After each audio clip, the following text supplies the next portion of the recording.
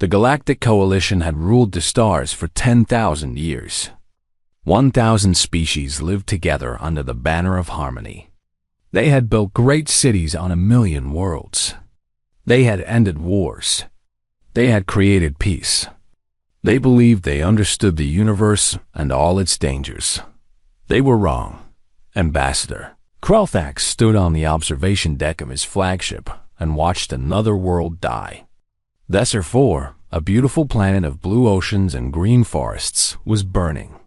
Great pillars of fire rose from its surface, visible even from orbit. 12 billion Valorians had lived there. Now they screamed as the darkness consumed them. The Kethvari had come. No one knew where they came from. 3 years ago, a rift had opened in the empty space between galaxies. It was a tear in reality itself, a wound in the fabric of existence. And from that wound, the demons had poured through like blood from a cut. They were tall, these Kethvari. Each one stood 3 meters high, made of shadow and flame.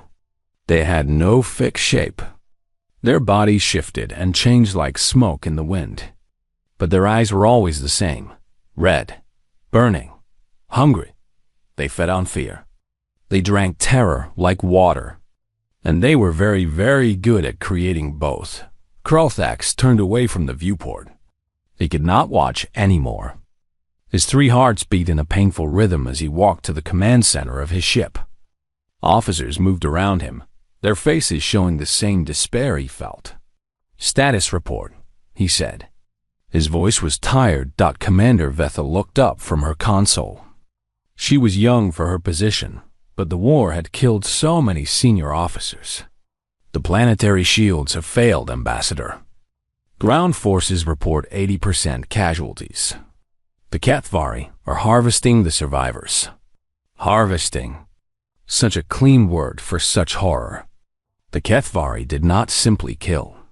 They kept their victims alive as long as possible, feeding on their fear until nothing remained but empty shells. "Any response from the Coalition fleet?" Krelthax asked. "The Silthine Armada is still 3 days away. The Construct Legions have been destroyed at the Caraxes Nebula.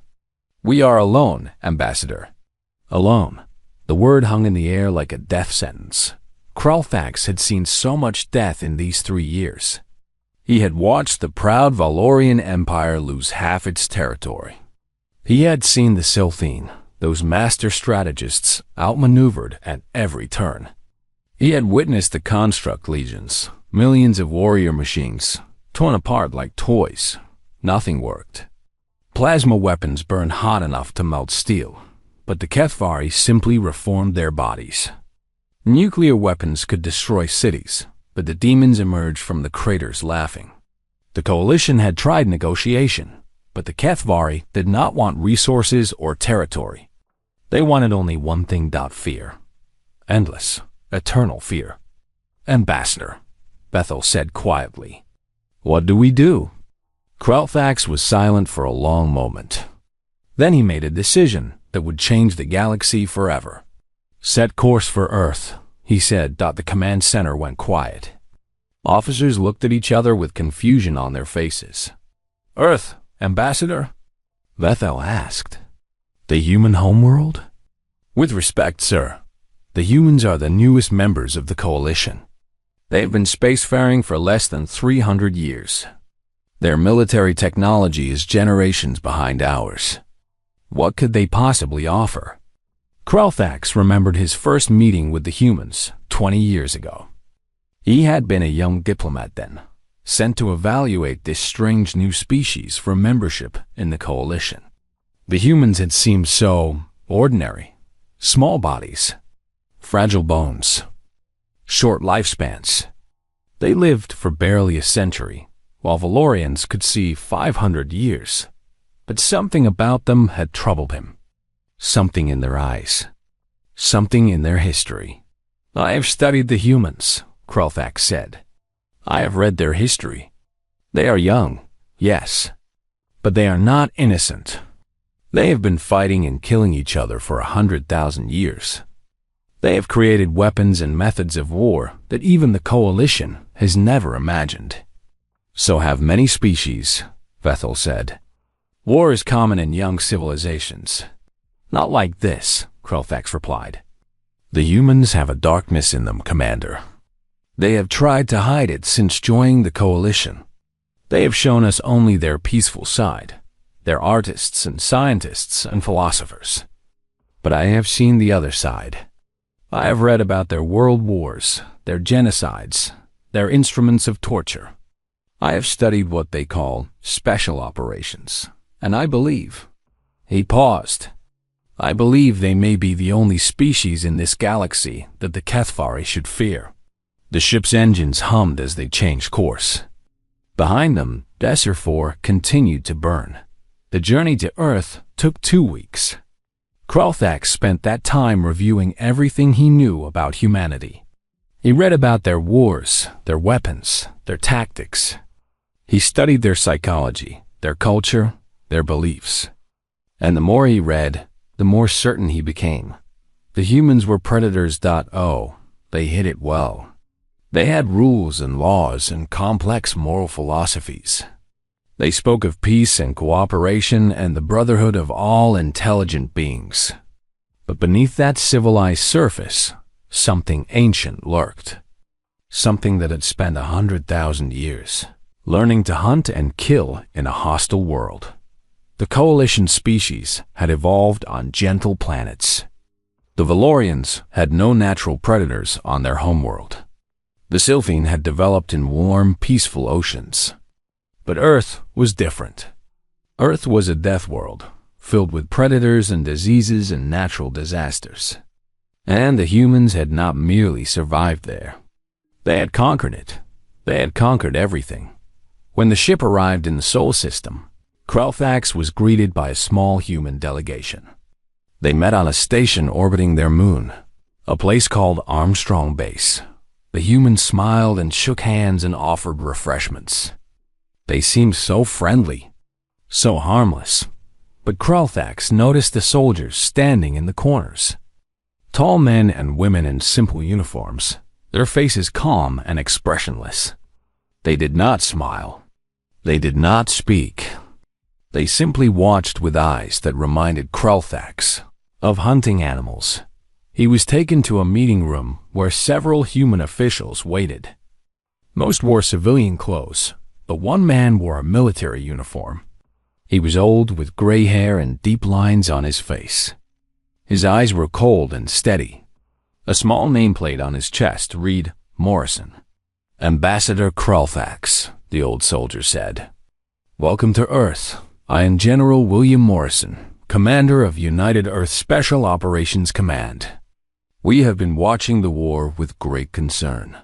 Then you know why I am here, Krelthax said. We can guess. The coalition is losing badly, and you need help. Yes. Krelthax felt a wave of shame. His proud civilization reduced to begging the youngest member species for aid. We need your warriors, General. We need your best. The humans in the room exchanged glances. Some looked uncomfortable. Others looked excited. But General Morrison simply stared at the ambassador with those cold eyes. You don't want our best, he said quietly. Krelthax blinked. I'm sorry? Our best, Morrison repeated. You don't want them. Trust me on this, Ambassador. Our regular military forces can provide support. We have some excellent conventional units. But our best? No, they're not meant for wars like yours. They're not meant for any war that decent beings should fight. General, I have watched 12 billion of my people die. I have seen worlds burned and civilizations ended. The HFY cannot be stopped by conventional forces. We need everything you have. Morrison was silent for a long moment. Then he leaned forward, his voice dropping to barely above a whisper. Ambassador, let me tell you about the people you're asking for. We call them Tier 1 operators. Special mission units.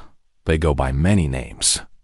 Green Berets, Navy SEALs, Delta Force, SAS, Spetsnaz, But the ones at the very top, the ones we keep in the deepest black sites, the ones whose names have been erased from every record, those are different. Different how? They are monsters. Morrison said the words simply, without emotion. We took the most dangerous humans on Earth and made them more dangerous. We broke them down and rebuilt them into weapons. They can kill in 1,000 ways. They can survive anywhere. They feel no fear. They show no mercy. And they are very, very good at making other beings suffer. Kralthax felt a chill run down his spine, despite the comfortable temperature of the room. We keep them leashed, Morrison continued. We keep them caged. Because if we ever let them loose, if we ever let them truly fight without rules or restrictions, I honestly don't know what would happen. I don't know if we could stop them. General, Kralthax said, the Kethvari are demons. They feed on fear. They cannot be killed by normal weapons. They regenerate from any wound. They can read thoughts and sense emotions. What makes you think your operators could fight them? Morrison smiled. It was not a pleasant expression. Because our operators don't fight like normal soldiers, Ambassador. They don't meet the enemy in battle. They don't follow rules of engagement. They hunt, they stalk, they terrorize, and then they kill, slowly, painfully, in ways that leave the survivors traumatized. He stood up and walked to the window, looking out at the stars. The Kethvari feed on fear? Good. Our operators specialize in fear. They have been using psychological warfare for centuries. They know exactly how to break a mind, how to create terror so deep it never heals. The Kethvari think they invented fear? Morrison laughed softly. They're amateurs. They've never met a species that perfected fear as an art form. You're saying your operators can make the demons afraid? I'm saying that by the time our operators are finished, the Kethvari won't just be afraid. They'll be praying to whatever dark gods they worship that they never came through that rift. Kralthax stood in silence, processing what he had heard. Part of him was horrified. The humans were supposed to be the peaceful ones, the friendly newcomers who just wanted to explore the stars. But now he was seeing beneath the mask, and what he saw was terrifying. But another part of him felt something he had not felt in 3 years. Hope. We are out of options, Kralthax said finally. The coalition is dying. The Kethvari will not stop until they have consumed every living being in this galaxy. If your operators can stop them, if there is even a small chance, then I must ask you to unleash them. Morrison turned back to face him. You understand what you're asking? Once we let them off the leash, the things they do, you won't be able to look at humanity the same way again. The galaxy won't be able to look at us the same way. I understand. And you accept the consequences? Kralthax thought of the burning worlds, the screaming billions, the endless darkness consuming everything he loved. Yes, he said. I accept. Morrison nodded slowly. Then he pulled out a small communication device and spoke into it. This is General Morrison, authorization code Omega 77. Activate protocol Nightmare. I repeat, activate protocol Nightmare. All Tier 1 assets are to be mobilized immediately. The leash is off. He put the device away and looked at the ambassador with an expression that was almost sad. God help the Kethvari, Morrison said. Because humanity won't. Across Earth, encrypted signals traveled through hidden networks. They reached places that appeared on no map, facilities that officially did not exist. In the frozen wastes of Siberia, a man stopped in the middle of tracking a wolf. He was tall and lean, with scars covering most of his visible skin. He looked at the message on his wrist display and smiled. It was the first time he had smiled in 4 years. In the jungles of South America, a woman put down her machete. She had been cutting her way through dense vegetation for 3 days, hunting something that even the local predators feared. Now she turned around and began walking toward the extraction point. In a maximum security facility deep underground, a cell door opened. The guards stepped back, pressing themselves against the walls. The man inside did not look dangerous. He was of average height, with a forgettable face. But the guards knew what he was capable of. They had read his file. Some of them still had nightmares about it. "Time to go back to work," the man said quietly. His voice was calm and pleasant, like a friendly neighbor. "Where are they sending us?" "Space," one of the guards managed to say. "You're going to space." The man's smile widened. "Wonderful. I've always wanted to visit other worlds." Across the planet, the monsters awakened. They gathered at secret bases, collected their specialized equipment, and prepared for the greatest hunt of their lives.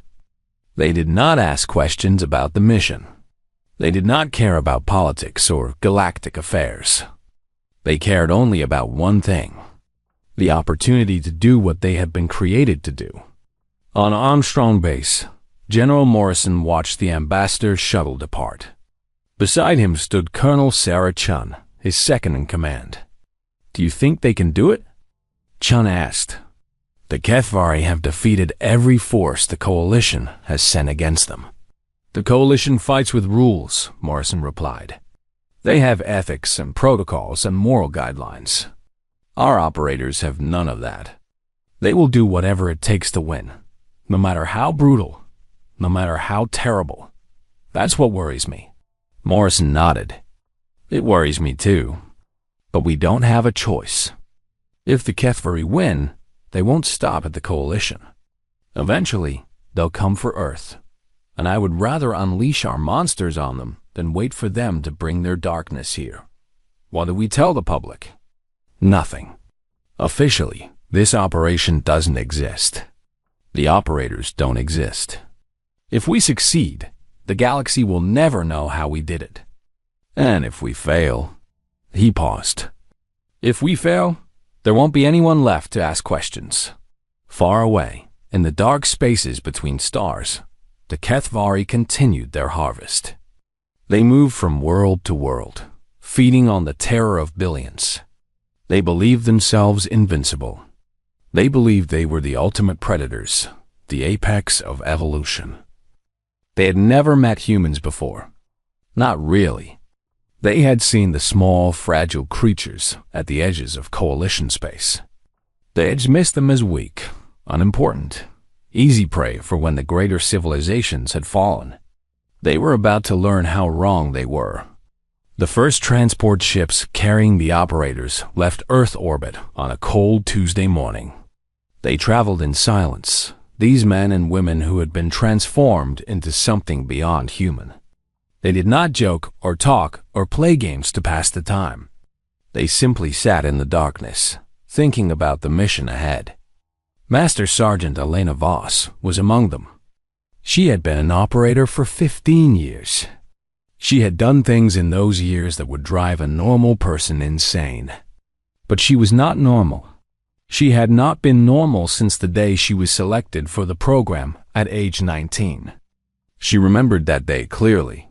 The tests, the psychological evaluations, the instructors who looked at her and saw something different, something useful. "You have a gift," they had told her, "a rare ability to disconnect your emotions from your actions, to do terrible things without guilt or hesitation. Most people would call this a disorder. We call it a qualification." They had trained her, broken her, rebuilt her, and now she was one of the most lethal humans alive. She looked around at the others in the transport. 48 operators selected from the various Tier 1 units. Each one was a specialist in death. Together, they represented the collective knowledge of 100,000 years of human warfare. The HFY had no idea what was coming, and by the time they understood, it would be far too late. The transport ship moved through space in complete darkness. No running lights, no communication signals, no indication that it existed at all. Inside, 48 operators sat in silence, each lost in their own thoughts. Master Sergeant Elena Voss checked her equipment for the third time. Old habit.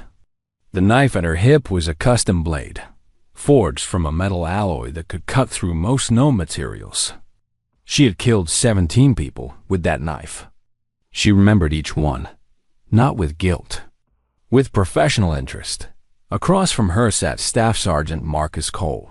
He was a large man, heavily muscled, with dark skin and darker eyes. His specialty was explosives. He could build a bomb from almost anything. He could destroy a building without making a sound. He could turn an ordinary object into a weapon of mass destruction. He was also, by all accounts, completely insane. You ever wonder what they look like? Cole asked, breaking the silence. His voice was calm, almost dreamy. The demons, I mean. The briefing showed us pictures. The pictures don't capture the real thing. Does it matter? Voss replied. Guess not. Dead is dead, no matter what shape you are.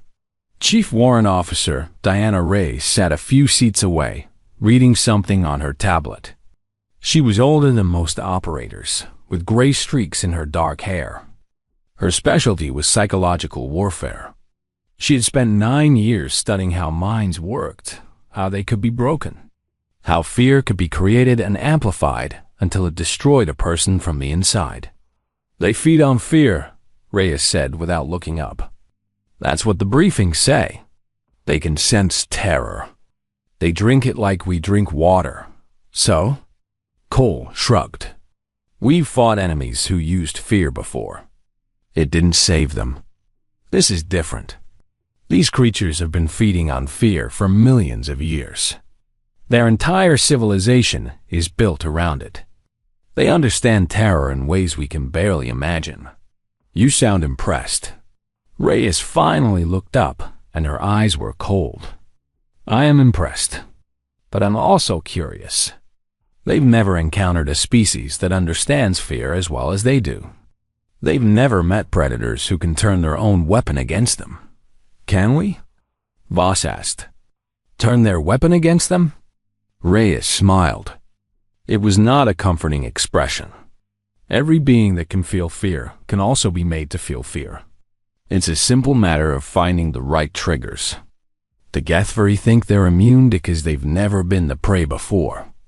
They've always been the hunters. But we're going to teach them what it feels like to be hunted. The ship's intercom crackled to life. All personnel, we are approaching the Coalition Command Station. Prepare for docking in 15 minutes. The operators began gathering their equipment. They moved with a quiet efficiency that spoke of years of training. No wasted motion. No unnecessary sounds. They had learned to become ghosts, invisible and silent until the moment they struck. The Coalition Command Station was called Harmony Prime. It was the largest structure the operators had ever seen. A massive wheel spinning slowly in the darkness between stars. Lights covered its surface, millions of windows glowing with life. Hundreds of ships moved around it, carrying supplies and personnel. When the human transport docked, a delegation was waiting to greet them. Ambassador Krelthax stood at the front, along with several military officers from various coalition species. The Valorians were tall and thin, with blue skin and 3 eyes arranged in a triangle on their faces. They wore elegant uniforms decorated with medals and symbols of rank. They looked at the humans with a mixture of curiosity and hope. The Silthim were shorter, covered in fine scales that shifted color depending on their mood. They were known as the master strategists of the coalition, the ones who planned the great military campaigns. Their scales were currently gray, a sign of deep worry. The construct representatives were not organic beings at all. They were machines, artificial intelligences housed in sleek metallic bodies. They had been created thousands of years ago by a species that had long since gone extinct. Now they served the coalition as soldiers and workers, emotionless and precise. Krulthak stepped forward as the first operators emerged from the transport. He had prepared a speech, a formal welcome appropriate for military allies. But the words died in his throat as he saw them. There were only 48 of them. Just 48. The coalition had sent millions of soldiers against the Kethvari, and they had all failed. What could 48 beings possibly accomplish? But as Krulthax looked at these humans, he felt something strange. The operators did not look impressive. They wore simple black uniforms with no decorations. They carried equipment he did not recognize. Their faces showed no emotion, no expression at all. It was their eyes that disturbed him. He had seen eyes like that before. In the faces of the Kethvari, the eyes of predators, the eyes of beings who existed only to hunt and kill. "Ambassador," said the woman at the front of the group. She was of average height, with short dark hair and a scar running across her left cheek. "I am Master Sergeant Elena Voss. I will be leading this operation." "Welcome to Harmony Prime, Master Sergeant," Krulthax managed to say. "We are grateful for your assistance." "Save your gratitude. We haven't done anything yet." Voss looked around at the coalition officers. "I need to speak with your military commanders immediately. We require all intelligence on the Kethvari. Locations, numbers, behavior patterns, weaknesses. Everything you have. Of course, we have prepared extensive briefings. Not briefings. Raw data. Everything unfiltered. Your analysts have been trying to fight this war with your strategies and your assumptions. We need to see the enemy through our own eyes." A Sylphine officer stepped forward, his scales shifting to an irritated yellow. "Master Sergeant, I am Admiral Sithix, commander of coalition military forces. We have been fighting this war for 3 years. We have developed detailed strategies and tactical approaches. Surely your small team would benefit from our experience." Voss turned to look at him. The Sylphine was twice her height and covered in armored scales. He had commanded fleets of thousands of ships. He had fought battles across dozens of star systems. He took a step back without realizing it. "Admiral," Voss said quietly, "your experience has led to the deaths of billions. Your strategies have failed at every turn. The Kethvari are still advancing. Your coalition is still losing." She paused. "We are not here to follow your lead. We are here to do what we do best. And what we do best is hunt monsters." The Admiral's scales turned dark red with anger. "How dare you speak to me in such a manner? I have won more battles than you have fought. I have commanded forces that would fill your entire planet. And yet here you are, losing to creatures that you cannot understand." Voss stepped closer, looking up at the towering alien without any sign of fear. "We are not soldiers, Admiral. We are specialists, predators. We have been hunting and killing the most dangerous beings on Earth for our entire lives. Trust me when I say that the Kethvari have never faced anything like us." The drop pod hit the ground with a soft thud, perfectly controlled. Voss was out before the dust settled, moving through the darkness like a shadow. Around her, she could sense the other operators landing, spreading out across the ruined city in a precise pattern. Desur 7 had been beautiful once. The capital city of Valeth Prime had towers that reached into the clouds, connected by bridges of living crystal. Gardens had filled every open space, growing plants that glowed with bioluminescence. Now was a graveyard. The towers were broken, their crystal surfaces dark and dead. The gardens had become tangles of black thorns that seemed to reach for anything that passed. The air smelled of ash and something else, something that reminded Voss of old blood. And everywhere, the Kethvari moved. Voss could see them through her enhanced optics. Tall figures of shadow and flame, patrolling the ruined streets. They moved with arrogant confidence, these demons. They owned this world now. They had nothing to fear. That was about to change. She activated her communication device, sending a single pulse to her team. It meant in position. Similar pulses came back from across the city. All 48 operators were in place, surrounding the Kethvari stronghold like a noose waiting to tighten. The plan was simple. They would not attack directly. They would not try to fight through the demon defenses. Instead, they would hunt. Pick off individual Kethvari one by one. Create fear through mystery. Through horror. Through pain. Voss spotted her first target. A lone Kethvari wandering through an abandoned residential district. It was smaller than most, probably a low-ranking demon sent on patrol duty. Perfect for a first kill. She moved closer, keeping to the shadows. The Kethvari could sense fear and hostile intent, so she emptied her mind. She thought of nothing, felt nothing. She became a void, invisible to the demon's psychic senses. When she was close enough, she struck. Her blade went through the demon's neck before it knew she was there. The creature made a sound like tearing metal as its head separated from its body. Black ichor sprayed across the ground, and the demon collapsed, but it was not dead. The Kethvari began to regenerate immediately, the severed parts trying to reunite. Voss had expected this. She pulled out a specialized incendiary device and attached it to the reforming mass. The fire that erupted was hot enough to melt stone. The demon screamed as it burned, its regeneration unable to keep up with the damage. For long seconds it writhed and shrieked, a sound that echoed through the empty streets. Then there was silence. Voss looked down at the charred remains. The Kethvari would not be regenerating from this. She had killed her first demon. Now came the important part. She dragged what was left of the body to the center of a nearby plaza. She arranged it carefully, positioning the burned remains in a way that would be visible from multiple directions. Then she left a message, carved into the stone beneath the corpse.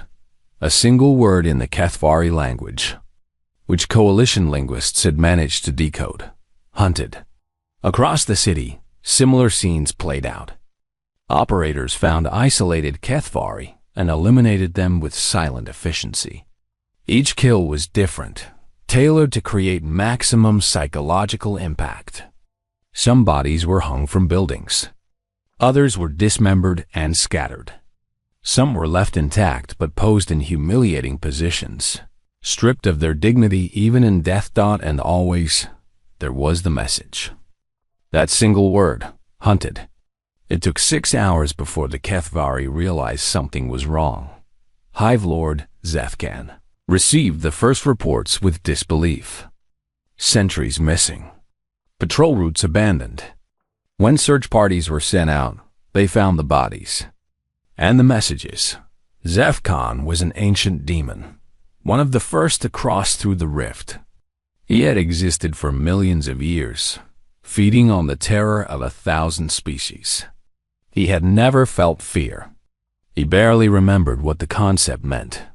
But as he looked at the images his subordinates brought him, he felt something strange. A cold sensation in the center of his being. Unfamiliar, unpleasant. What is this? He demanded. His lieutenants could not answer. Their psychic senses had detected nothing.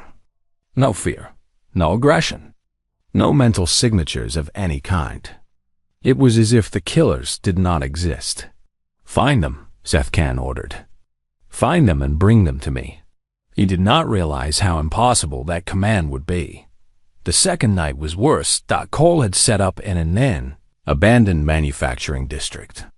Surrounded by explosives he had built from materials found in the ruins. When a Kethvari patrol entered his territory, he destroyed them completely. Not one demon escaped, but before they died, Cole made sure they suffered. His explosives were designed to cause maximum pain without killing immediately.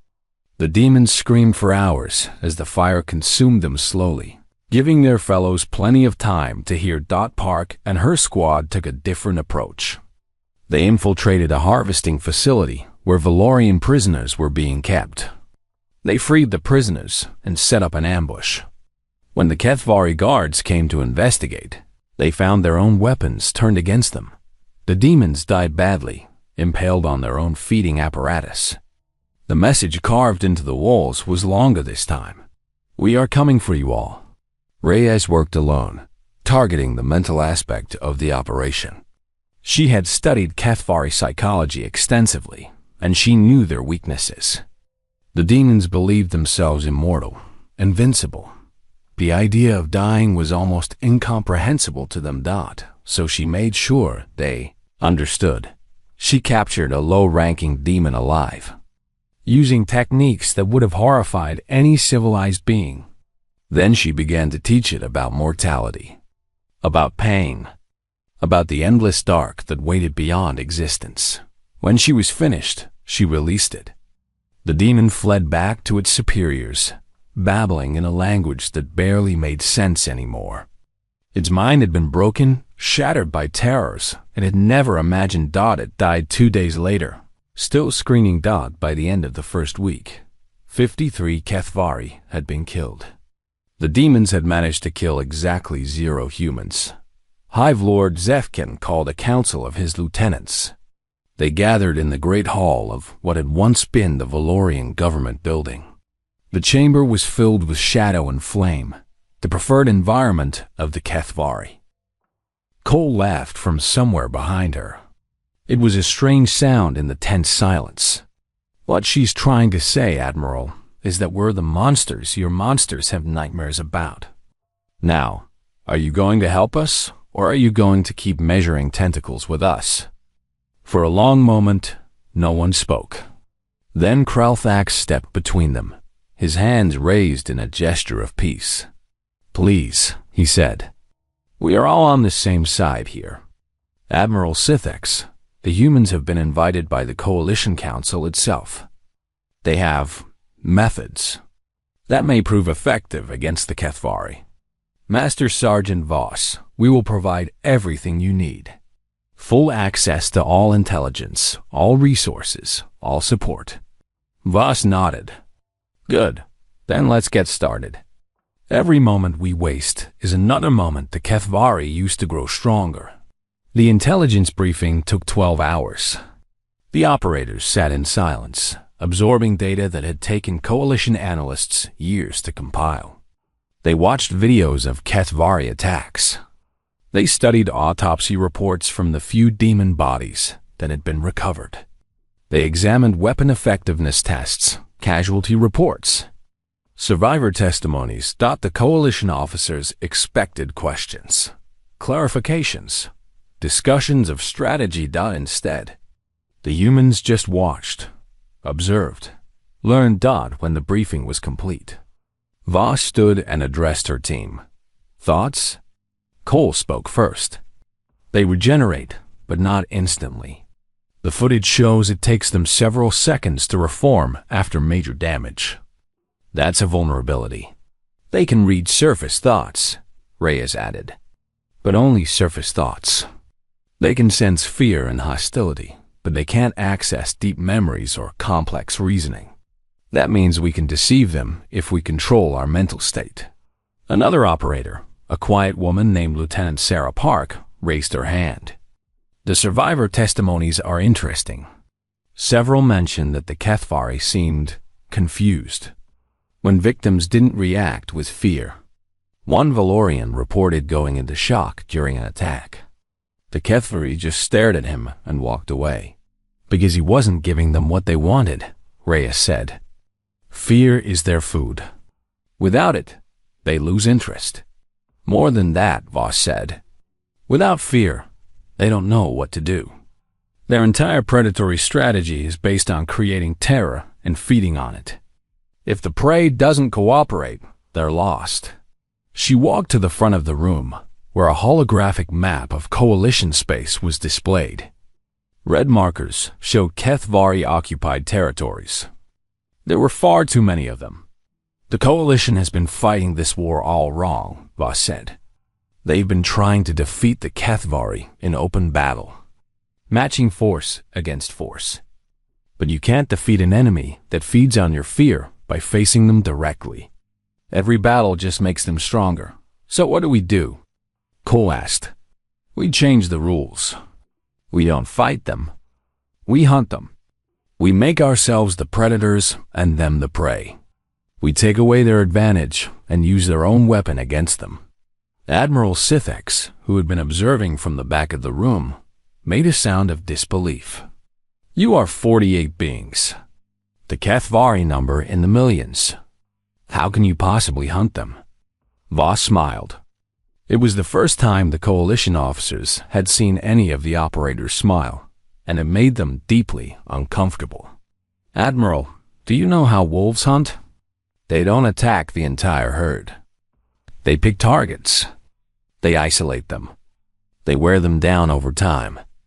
They make the prey afraid to sleep, afraid to eat, afraid to exist. And eventually, the prey dies. Not from teeth or claws, but from exhaustion and terror. She turned back to the map. We're going to do the same thing to the Kethvari. We're going to appear where they don't expect us. Kill them in ways they don't understand. Disappear before they can respond. And we're going to keep doing it until they're too afraid to leave their strongholds. They don't feel fear, Sithx insisted. They are fear. Everyone feels fear, Admiral. They just haven't found the right trigger yet. Voss looked at Reyes. Diana, you've been studying their psychology. What do they care about? Reyes stood and walked to the holographic display. The Kethvari have a hierarchical social structure based on the feeding grounds they control. Individual demons gain status by harvesting more fear than their rivals. They compete constantly for territory and victims. So they care about status, Voss said. About power. About their position in the hierarchy. Yes, and there's something else. The Coalition has never managed to kill a Hive Lord. The higher-ranking demons seem to believe they're invincible. They've existed for millions of years without facing a real threat. They have no concept of their own mortality. Voss nodded slowly. Then that's where we start. We find a Hive Lord. We kill it. And we make sure every Kethvari in the galaxy knows how we did it. The plan took shape over the next several days. The operators worked in small groups, each one contributing their specialty. Cole designed explosive devices that could damage Kethvari bodies faster than they could regenerate. Park developed stealth approaches that would mask the operators' thoughts from demon telepathy. Reyes created psychological profiles of key Kethvari targets, identifying vulnerabilities in their seemingly invincible psyches, and Voss oversaw everything, shaping individual pieces into a coherent strategy. The Coalition officers watched with growing unease. They had expected the humans to request reinforcements, to ask for fleet support, to develop plans that involved thousands of ships and millions of soldiers. Instead, the 48 operators planned to assault a Kethvari-held world by themselves. This is suicide, Admiral Sithx told Krelthax privately. They are throwing their lives away. Perhaps, the ambassador replied. But I have studied the humans, Admiral. They do not throw their lives away easily. They are planning something we do not understand. Something that our military traditions cannot conceive of. And if they fail? Krelthax was silent for a moment. If they fail, then we are no worse off than before. But if they succeed, he shook his head.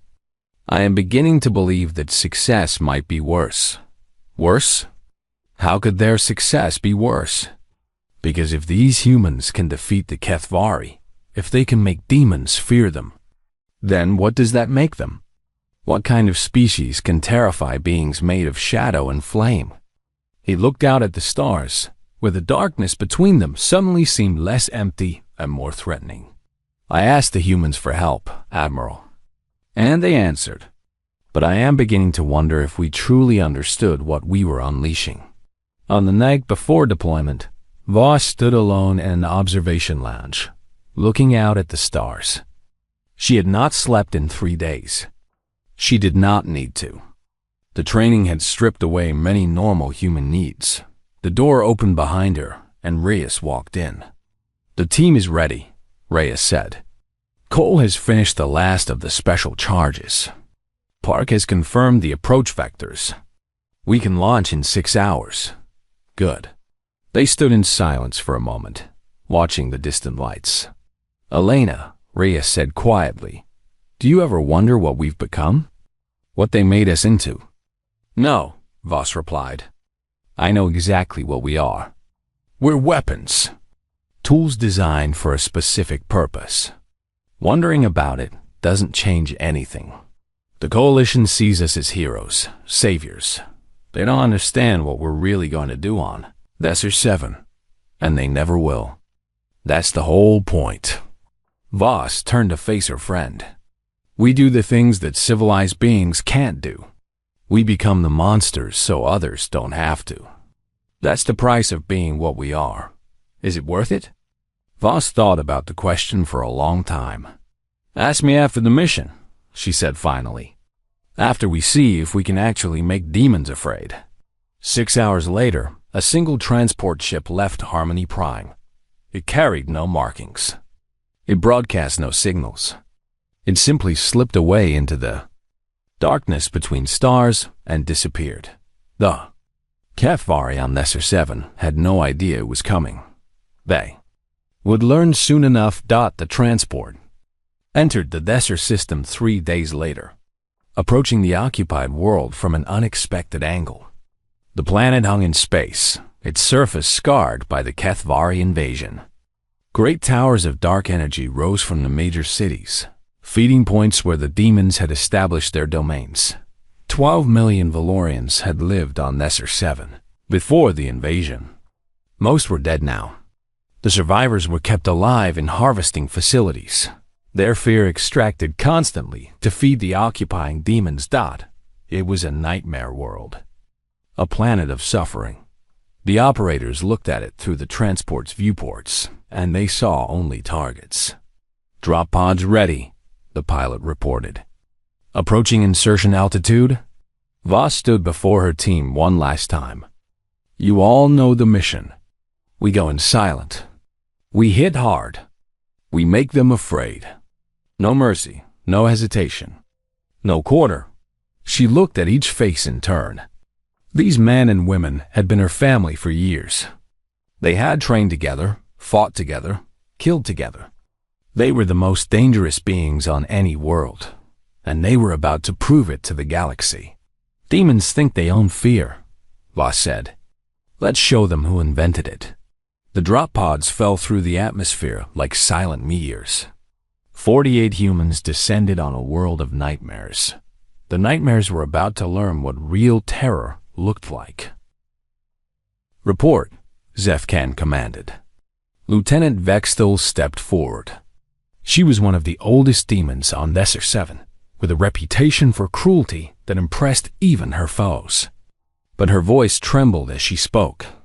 53 of our kind have been destroyed, Hive Lord. We have found evidence of the attackers. They are small beings, similar in appearance to the weak creatures we have encountered at the edges of this galaxy. They call themselves humans. Humans. Zefkan had heard the name before. A young species, barely capable of space travel.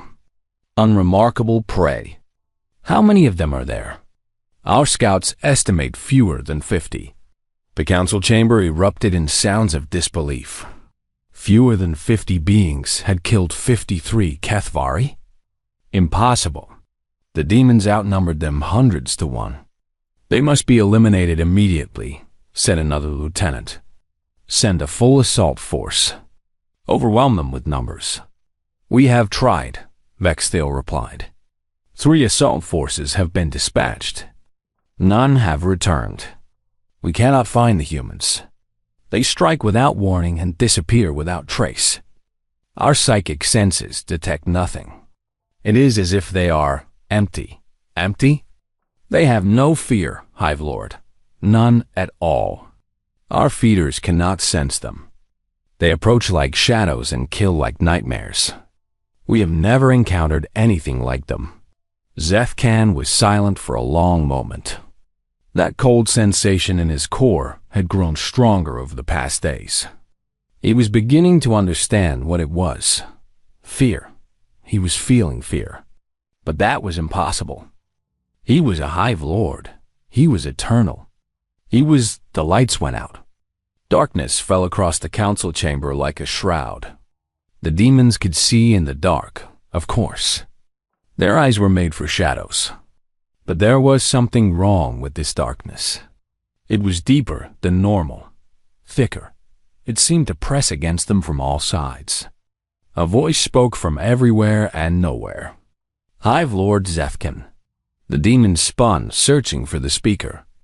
They could see nothing, sense nothing. You have fed on fear for millions of years. You have built an empire of terror.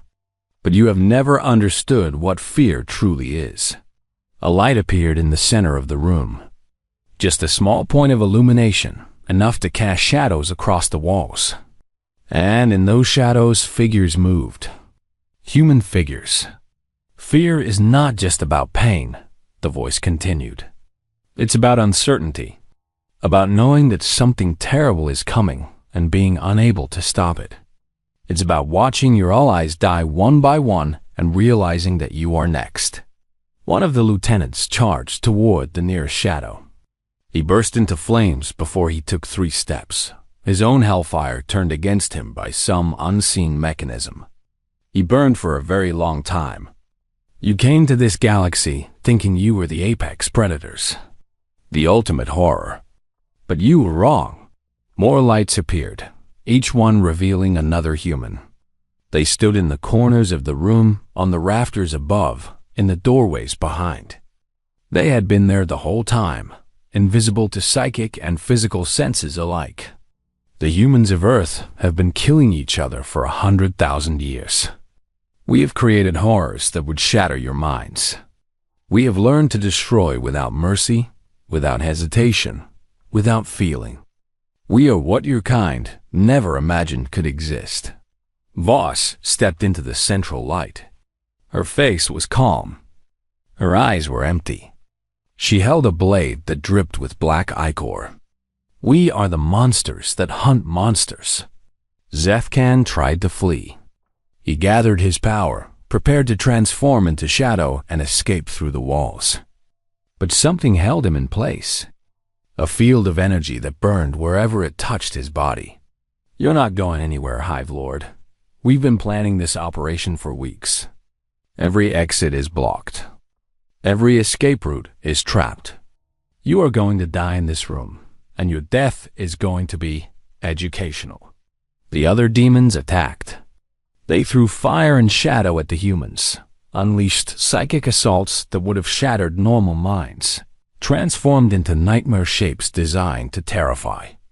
The humans did not flinch. They moved through the chaos like dancers, avoiding attacks with impossible grace. They struck with weapons that burned and cut and shattered. They killed with the efficiency of machines, but with a creativity that no machine could match. In less than 5 minutes, every lieutenant was dead. Zefkan remained, held in place by the burning field. Voss approached him slowly, her boots making soft sounds on the stone floor. "Before you die," she said, "I want you to understand something. We are not doing this because we hate you. We are not doing this because of anger or revenge. We are doing this because it is what we were made for. This is our purpose, our function." She raised her blade. "Your kind thought you were demons, but you were only playing at darkness. We are the real thing. And now the galaxy is going to learn what that means." Zefkan died badly. Voss made sure of it. She made sure it took a long time. And she made sure that every Kethvari in the city could sense it through their psychic network. A Hive Lord was dying.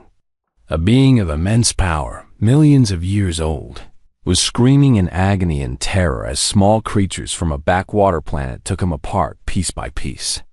The message was clear. No one was safe. When it was finished, Voss stood in the center of the ruined council chamber, surrounded by the bodies of demons. Her uniform was splashed with black ichor. Her face was expressionless. Cole walked up beside her, surveying the carnage. "Think they got the message?" he asked. "They got it. But we need to make sure the rest of the galaxy gets it too." She turned to the remaining operators. "Strip the bodies. Collect trophies. We're going to send them to every Kethvari stronghold in the sector. Let them see what happens when they face humanity." "Is that necessary?" Park asked. "We've already won here. The demons are broken. It's not about this world," Voss replied. "It's about every world. The Kethvari share a collective consciousness. They communicate across distances. By now, every demon in the galaxy knows what happened here. But we need to reinforce the lesson. We need to make them so afraid that they never come back." She looked out at the ruined city, at the fires burning in the distance. "We're not just fighting a war. We're creating a legend. A story that will spread through the Kethvari consciousness for generations. They need to know that humans are not prey. We are not victims.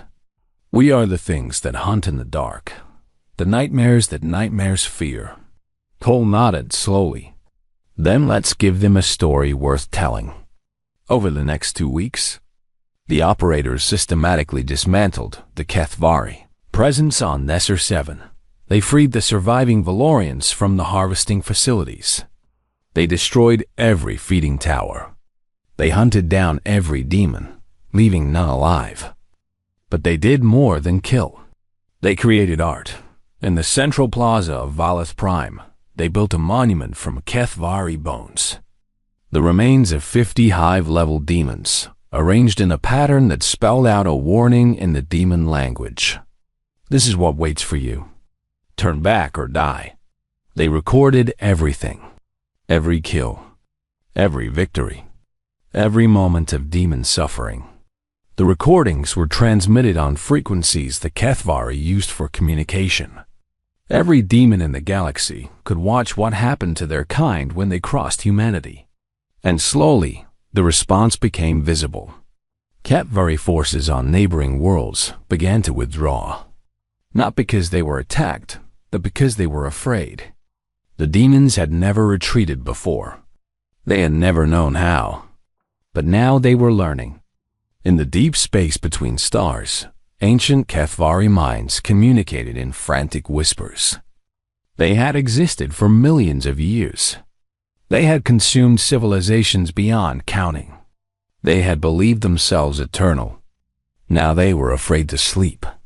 When the operators finally left Nesser 7, the world was free.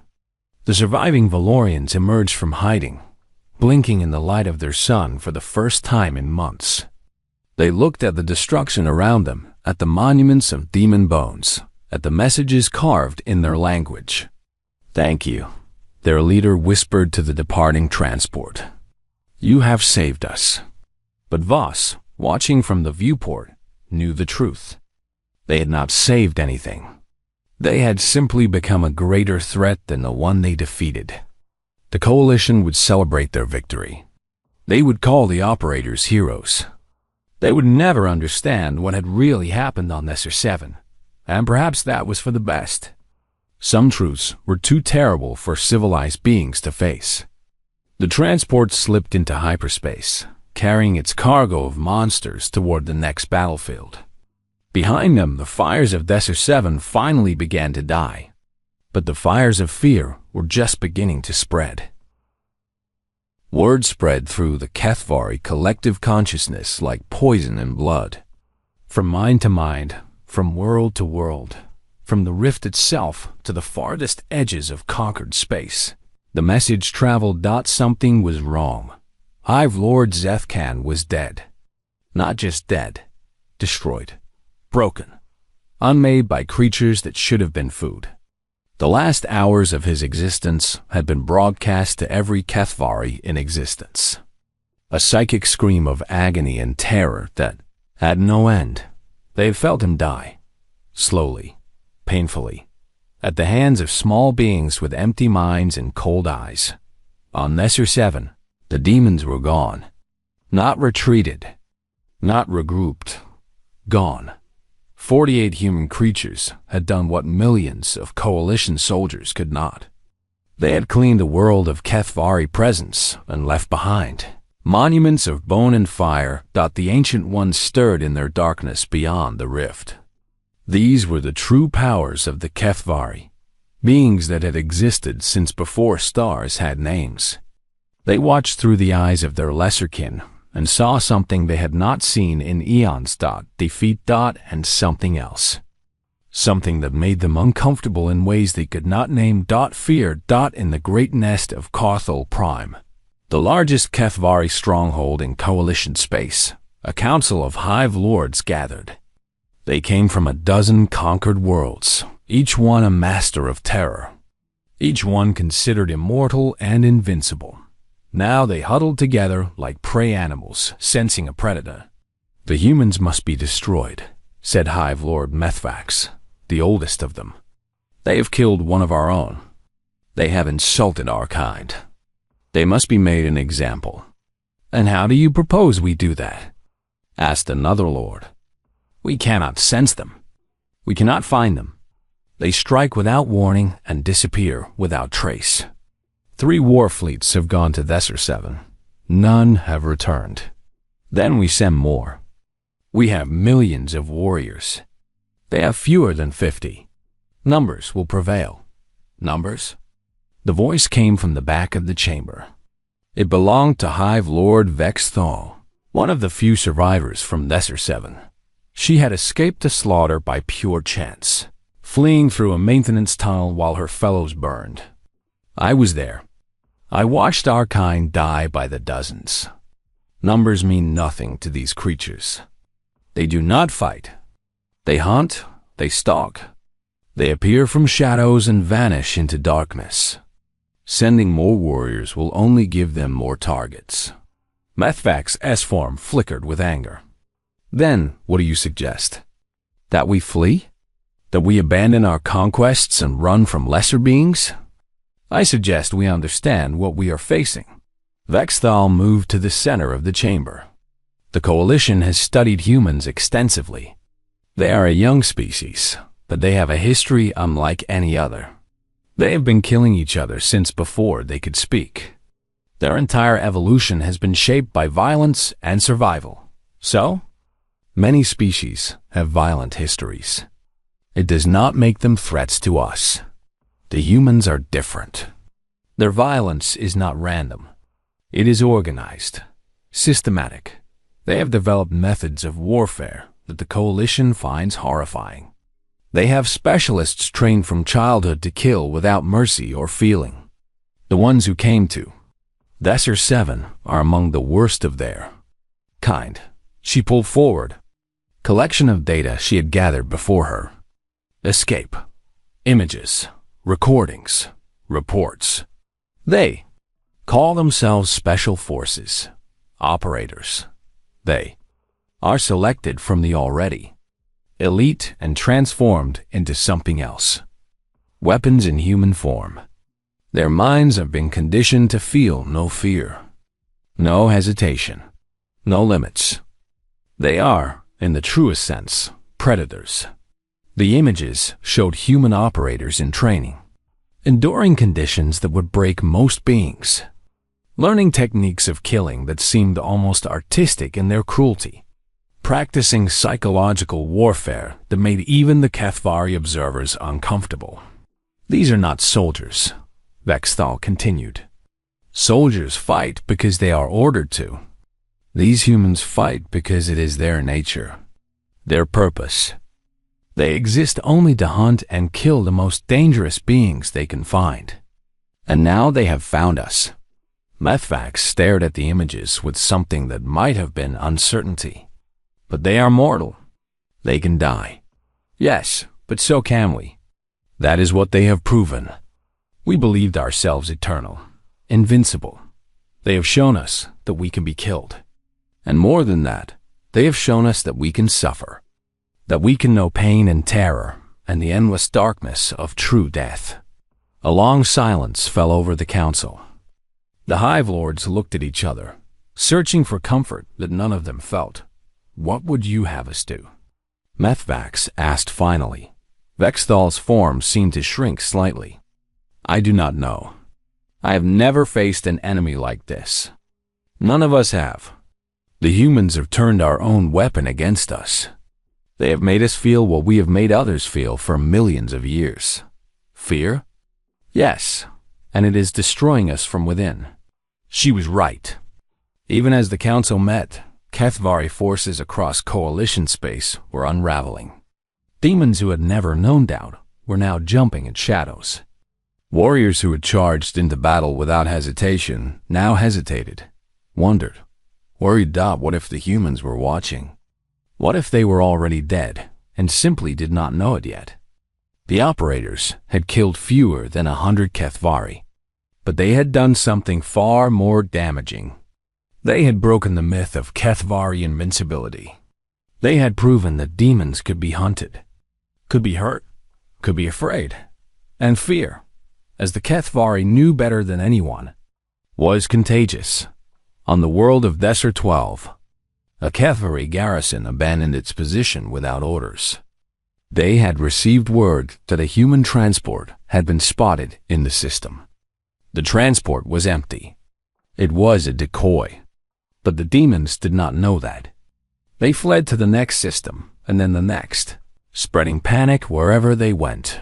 On Krulfax Prime, the Valorian homeworld, Kethvari forces that had been preparing a final assault suddenly stopped. Their scouts reported human energy signatures in the orbital debris field. The signatures were false, planted by coalition intelligence officers who had learned from the operators' tactics. But the demons did not investigate. They withdrew to defensive positions and stayed there. On the industrial world of Mechanus 7, the Construct Legions achieved their first victory in 2 years. Not because they had grown stronger, but because their Kethvari enemies were distracted. The demons kept looking over their shoulders, expecting human operators to appear at any moment. The machines advanced, and the shadows retreated. The war was turning, not because of new weapons or new strategies, but because of fear, and the humans were just getting started. The operators hit 3 more worlds in the next month. Each attack was different. Each one was designed to maximize psychological impact. They did not try to liberate territory or destroy military assets. They targeted the Kethvari themselves, hunting Hive Lords and high-ranking demons with patient, methodical cruelty. Voss led the assault on Nexoprime, where Hive Lord Keththal had established a massive harvesting operation. The demon had gathered over 1 billion prisoners from 12 conquered worlds. He was one of the most powerful Kethvari in existence. He died screaming, alone in his throne room, while his entire army searched for enemies they could not find. Cole took a team to the fortress world of Varath, where the Kethvari had built their greatest military stronghold. Millions of demons guarded walls that were supposed to be impenetrable. Cole and 12 operators walked through those walls like ghosts. They planted explosives in locations that should have been impossible to reach. Then they left. The explosions started 3 days later. They continued for a week, each one destroying something vital. Ammunition supplies, communication centers, command posts. The demons never saw the operators. They never had a chance to fight back. They simply watched their fortress crumble around them. By the time the explosions stopped, the survivors were too afraid to move. Reyes conducted operations of a different kind. She did not kill directly. Instead, she captured demons and broke their minds. She taught them what it meant to be prey. She showed them horrors that made their own. Atrocities look like kindness. Then she released them. These broken demons wandered back to their kind, babbling about things that made no sense. Warnings, prophecies, visions of darkness that had nothing to do with the comfortable shadow that Kethvari called home. They spoke of humans as if they were something more than mortal creatures. Something ancient and terrible and hungry. The healthy Kethvari tried to help their damaged kin. But the madness was contagious. The broken ones infected others with their terror. Whole units began to fall apart, demons turning on each other as paranoia spread. The Kethvari had been an army. Now they were becoming a mob. Back on Harmony Prime, the Coalition watched with growing awe and horror. The war that had seemed hopeless just months ago was suddenly changing. Kethvari forces were retreating on dozens of fronts. Conquered worlds were being abandoned. The demons were running. But the Coalition leaders were not celebrating, because they had begun to understand what the humans were really doing. "This is not warfare," Admiral Sithik said at an emergency council meeting. "This is extermination. The humans are not trying to defeat the Kethvari. They are trying to destroy them completely." Ambassador Krelthax shifted uncomfortably. "Is that not what we wanted? The Kethvari threatened our entire civilization. They needed to be stopped." "Stopped, yes. But look at the reports." Sithix activated a holographic display showing data from the liberated worlds. "The humans are not taking prisoners. They are not negotiating surrenders. They are hunting down every Kethvari they can find and killing them in the most painful ways possible. They are torturing demons for information, and then torturing them more for... what? Entertainment? Practice? The Kethvari tortured billions of our citizens," another council member pointed out. "And that excuse is becoming worse than they are?" Civix's scales had turned a troubled gray. "I have commanded fleets in 100 battles. I have ordered the deaths of millions. But what the humans are doing, it goes beyond warfare, beyond revenge. It is something else entirely. What would you have them do?" Krelthax asked. "Stop? The operators are the only ones who can fight the Kethvari effectively. Without them, we return to losing. I understand that. But we need to consider what happens after the war. The humans will not simply disappear when the demons are defeated. We have unleashed something we cannot control, and eventually we will have to deal with the consequences." The council fell silent. No one had a good answer. On the bridge of the transport ship, Voss reviewed the latest intelligence reports. The war was going well. Better than she had expected.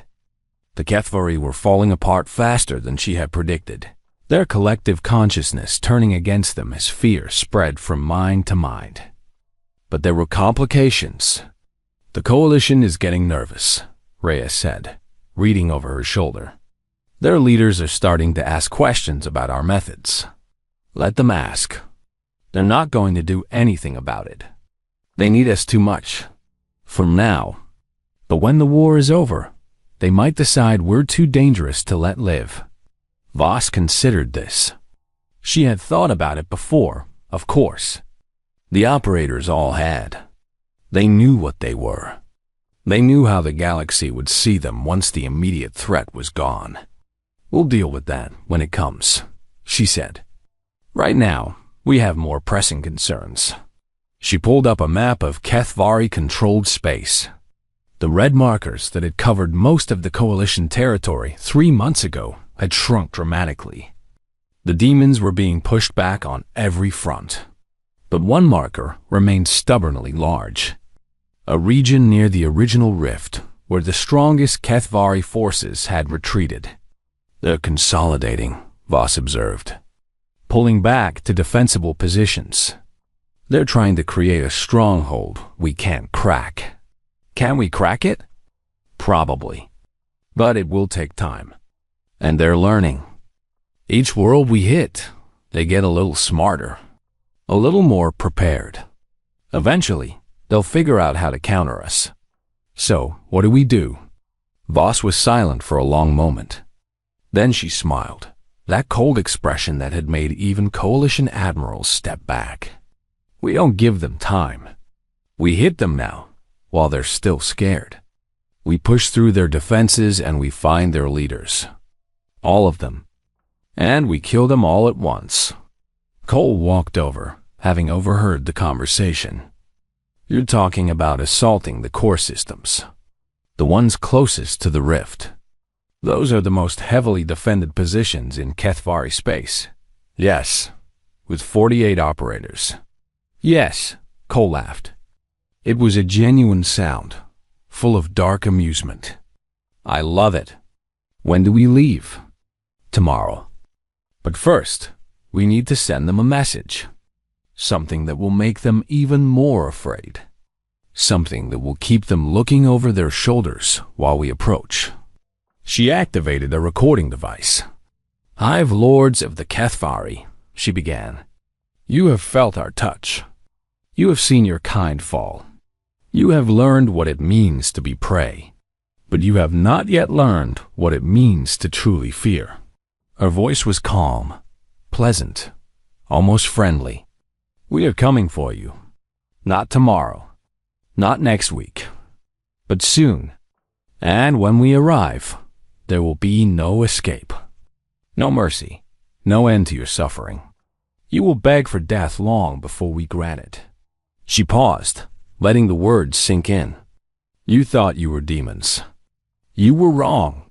We are the darkness that darkness fears. We are the nightmare at the end of existence. And we are coming. She ended the recording and transmitted it on every frequency the Kethvari used. In the stronghold near the rift, ancient Hive Lords received the message. They listened to the calm human voice promising horrors they could barely imagine. They felt the fear of their subordinates spreading through the collective consciousness. And for the first time in their eternal existence, they began to understand. They were not the apex predators. They had never been. And now the real monsters were coming to claim their throne. The operators prepared for their final assault. Weapons were checked and rechecked. Plans were reviewed and refined. Each team member knew their role, their target, their purpose. They did not speak of victory or survival.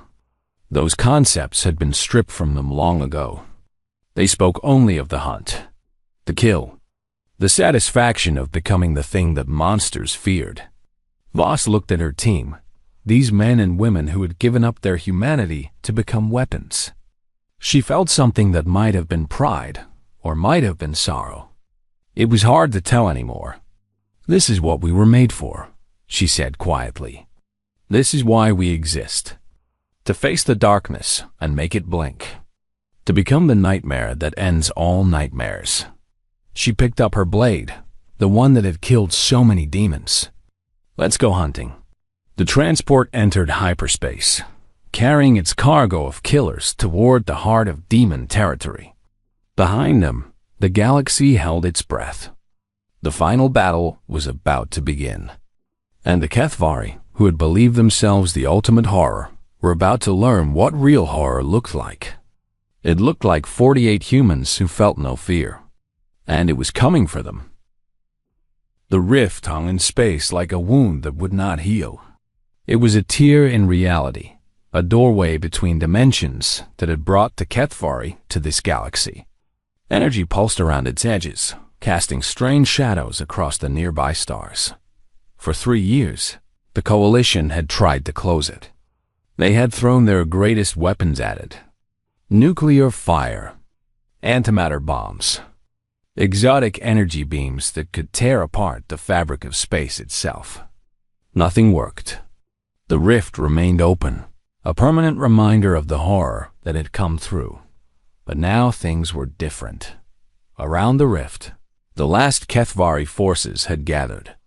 Millions of demons, refugees from a dozen conquered worlds, huddled in defensive formations. They had once spread across the galaxy like a tide of darkness. Now they were cornered, surrounded, waiting for the end they knew was coming. The operators had followed them here.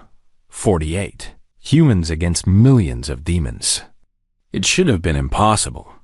It should have been suicide. But the Kethvari were not thinking about numbers. They were thinking about the message that had echoed through their collective consciousness. The promise of suffering, the certainty of death, the cold, calm voice that had told them exactly what was coming. They believed it. Every word. Voss stood on the bridge of the transport ship, looking at the tactical display. The demon fleet was massive, thousands of ships surrounding the rift in layer after layer of defense. Any normal fleet would need years to break through, but the operators were not a normal fleet. Entry vectors confirmed, Cole reported. We've identified 17 gaps in their sensor coverage. Small, but enough for individual pods. Psychological status?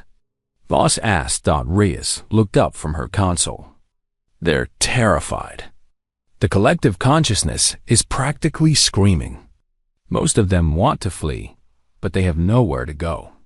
The rift is their only escape. Then, we make sure they don't reach it. The plan was simple, as all the best plans were.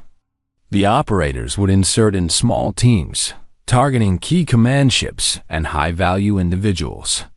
They would spread chaos and death through the demon fleet, destroying the leadership structure that held it together. And then they would push the survivors toward the rift, not to let them escape. To make them beg for escape, to make them understand that they were not running from the galaxy. They were being driven out. Launch in 5 minutes, Voss announced. Final checks. The operators moved through their preparations with the calm efficiency of long practice. Equipment was secured. Mental states were emptied. Each one became a void, invisible to psychic senses, undetectable by any means the Ketvari possessed. They had done this 100 times before. But this time would be different. This time, they would end it. Voss looked at her team one last time. These men and women who had become her family, her fellow monsters. We came to this galaxy to hunt demons, she said. Today, we finished the hunt. No mercy, no hesitation. No survivors unless they flee through that rift and never come back. She paused. It has been an honor to serve with you. Now let's go kill everything that moves. The pods launched in silence, 48 dark shapes dropping into the void. They slipped through the gaps in the sensor net like shadows through cracks in a wall. The demons never saw them coming. The first kill happened 17 minutes later. A Hive Lord on a command ship, surrounded by 100 guards. The guards died first, cut down by weapons they could not see wielded by enemies they could not sense. Then the Hive Lord died, slowly, screaming messages of terror into the collective consciousness. More kills followed. Each one broadcast to every demon in the fleet. Each one a demonstration of complete human dominance. The Ketvari tried to fight back. They launched waves of warriors against the invisible enemy. They fired their weapons at shadows. They turned on each other, suspecting infiltration everywhere. The operators moved through the chaos like fish through water. They killed and killed and killed, each death adding to the weight of terror pressing down on the demon fleet. In the throne chamber of the largest command vessel, the last of the great Hive Lords gathered. These were the ancients, the beings who had led the invasion of this galaxy. They had existed for millions of years. They had conquered civilizations beyond counting. Now they were watching their empire die. We must retreat, one of them said. The thought pulsed through the collective consciousness, carrying waves of shame and fear. We must return through the rift and seal it behind us. Leave this galaxy and never return. Retreat? Another lord's form flickered with anger. We are the Ketvari. We do not run from prey. Look around you. The First Lord gestured at the displays showing the battle outside. Ships were burning. Commanders were dying. The fleet was coming apart at the seams. The prey has become the predator. We cannot defeat these humans. We cannot even find them. Our only choice is to survive. If we flee, we admit weakness. Every species we have conquered will know that we can be beaten. Our empire will crumble. Our empire is already crumbling. The humans have seen to that. Better to preserve what we can and rebuild than to die here in stubborn pride. The debate continued, but everyone knew how it would end. The HFY had never been cowards. They had never known the meaning of defeat. But they were learning now. Fear was an excellent teacher. The vote was nearly unanimous. The HFY would withdraw through the rift. They would seal it from the other side. They would never return to this galaxy. The order went out to the fleet. Retreat. Fall back to the rift. Escape while escape was still possible. But the operators were not finished. Voss had anticipated this moment. She had planned for it. As the demon ships began to move toward the rift, the operators shifted their tactics. They stopped killing randomly and started killing deliberately, targeting the ships that tried to flee fastest. The message was clear. You do not get to run. You get to crawl. The withdrawal became a nightmare. Ships that approached the rift too quickly were destroyed. Commanders who ordered retreats were hunted down and killed in front of their crews. The demons learned that escape was possible, but only at a pace the humans allowed, only with sufficient suffering. By the time the first HFY ships reached the rift, they had been reduced to crawling wrecks. Their crews were mad with fear, their commanders dead or broken. They fled through the dimensional tier, not as conquerors, but as refugees, and the operators followed them, not through the rift, just to its edge, just close enough to ensure that every demon who passed through saw them watching, just close enough to burn the memory of human eyes into HFY minds for eternity. Remember this, Voss broadcast on all frequencies. Remember what happened here. Remember what we did to you. And remember what we will do again if you ever return. She watched as the last HFY ships disappeared through the rift. Millions of demons, the survivors of an invasion force that had once numbered in the billions. They were going home. And they were carrying stories that would haunt their species forever. The rift pulsed once, twice, and then began to close. The HFY were sealing it from the other side, as promised. In moments, the Tyran reality that had caused so much destruction was gone, leaving only empty space. The war was over. Humanity had won. The celebration on Harmony Prime lasted for days. Every species in the coalition joined in, filling the great station with music and laughter and the release of 3 years of terror. The HFY were gone. The nightmare was over. Ambassador Kralthax stood on a balcony overlooking the main plaza, watching the festivities below. He should have been happy. He should have been dancing with his people, celebrating the victory that had saved his civilization. Instead, he felt only a cold emptiness. Admiral Sithix joined him, his scales a troubled gray. You feel it too, Kralthax said. It was not a question. How could I not? We won the war, but we lost something in the process. What did we lose? Sithix was silent for a long moment. Below them, Valorians and Silthine and Construct celebrated together, united in joy. We lost our innocence, the Admiral said finally. We believed we were the civilized ones, the moral ones. We had rules and ethics and principles. We looked at younger species and saw children who needed guidance. And now? Now we know that one of those children could destroy us all if they chose to. The humans are not what we thought they were. They are not friendly newcomers learning their place in the galaxy. They are predators, barely contained by their own laws. And we just gave them permission to stop pretending. Kralthax nodded slowly. He had known this, of course. He had known it from the moment he asked for human help. But hearing it spoken aloud made it more real. What do we do? He asked. I don't know. Treat them carefully, I suppose. Make sure we never give them a reason to turn their attention to us. And pray to whatever gods we believe in that they stay leashed. And if they don't? Sithix's scales shifted to the deepest gray, almost black. Then we become this or seven, all of us. The operators returned to Earth quietly. No parades, no ceremonies, no public acknowledgement of what they had done. They simply disappeared, as they always did, back into the shadows from which they had emerged. Some returned to their black sites, their frozen wastelands, their jungle hideaways. Some returned to prison cells. Some retired, though retirement for an operator was a complicated thing. They never really stopped being what they were. General Morrison met them when they arrived. He looked older than he had 18 months ago. The weight of what he had unleashed showed in every line of his face. "You did well," he told them. "The galaxy is safe because of you. Is it?" Voss asked. "Or did we just become the new threat they need to worry about?" Morrison was silent for a long moment. "Both, probably. But that's not your concern. Your concern was winning the war, and you did that.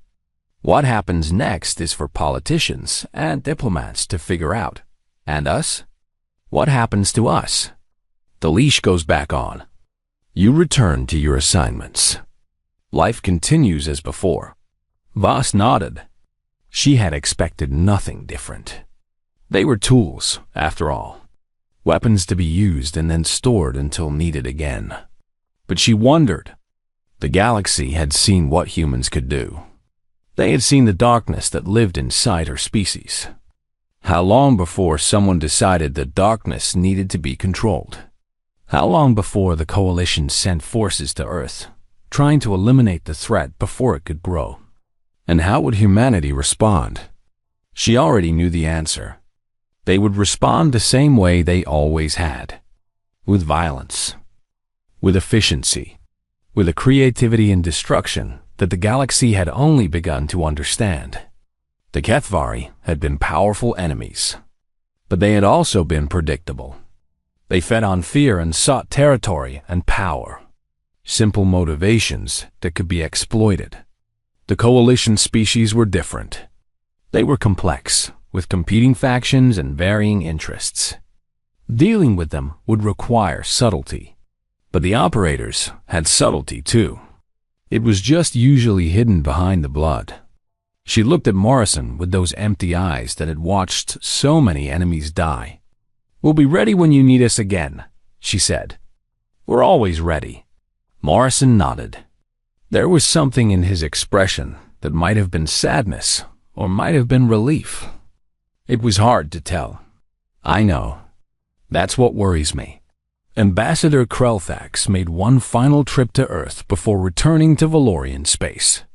He found General Morrison on the same balcony where they had first met, watching the same sunset. "It's beautiful," Krelthax said, looking at the colors spreading across the sky. "It is. Hard to believe this planet produced such monsters, isn't it?" "They saved us," the ambassador replied. "Your monsters saved my entire civilization." "They did. And you'll never be able to forget it. Neither will we." They stood in comfortable silence, watching the sun sink below the horizon. "I have to ask," Krelthax said finally. "The things your operators did, the methods they used, are those truly necessary? Could you not achieve the same results with less brutality?" Morrison considered the question for a long time. "Probably not," he said. "The brutality is the point. It's what separates operators from normal soldiers. Normal soldiers fight to win.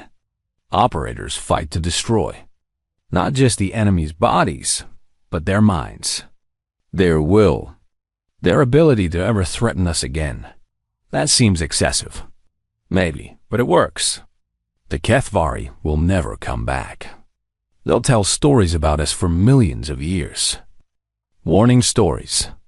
Horror stories. They'll teach their young that there is a species in this galaxy that must never be challenged, never be provoked, never even be looked at too closely." He turned to face the ambassador. "That's what we do. We become the nightmare so effective that nobody dares to dream of threatening us. It's not noble. It's not pretty. but it keeps our people safe. And if someone decides your people are the threat that needs to be contained. Morrison's smile was thin and cold. Then they learned the same lesson the HFY learned. We don't do containment. We do extinction. Krelthax felt a chill run through his 3 hearts. He had known the answer before he asked. He had simply needed to hear it. I see. Then I suppose we should all hope that humans and the Coalition remain friends. That would be wise, Ambassador. That would be very wise indeed. The ambassador's shuttle departed an hour later. Krelthax watched Earth shrink in the viewport until it was just another star among billions. Such a small world. Such a young species. Such an impossible combination of beauty and horror. He thought about the operators he had met. The empty eyes. The calm voices.